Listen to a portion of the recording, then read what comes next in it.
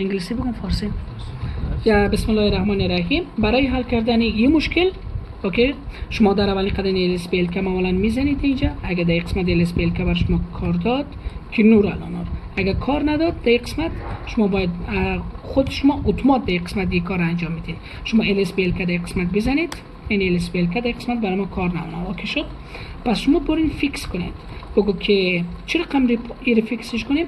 میگیم که توسط FSC داش F با تمام قدرت زیر مجموعه چی در قسمت برای ما بگیم دیو ST قسمت طبیعتا ST در قسمت قرار میگیرم. اگه ST در قسمت قرار نگیره دوستا شما NVMe در قسمت قرار بدید. ببینید که NVMe است یا نیست اینجا. خب ما دیو ST یک قرار میتونم و داش Y برای از اینکه مانند در قسمت برای ما درست کار شد اینجا باید ما فایل سیستم رو ببینیم. اگر در قسمت فایل سیستم من ندیدید شما کافی یک بار ریبوت داش F بزنید و خودش اتوماتیک اینجا خاموش میشه. دوباره سیستم عامل که بالا اومد او زمان خود فیکس کردن. اوکی شد؟ یک دقیقه صبر کن.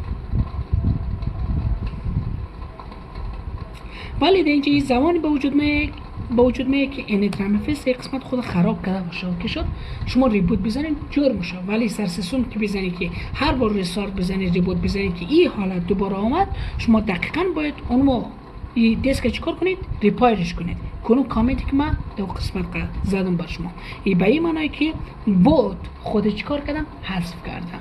فقط فایل سیستم مونده و فایل سیستم خود حذف کردم. شما میتونید فایل سیستم پس چیکار کنید؟ فیکسش کنید. تقریبا در حدود 800 تا 900 لاین خط به این شکل می آید. کلا در اینجا می فیکس اوکی و در قسمت برام می. و این دفعه چی شده؟ اینجا جور شده. یا پوز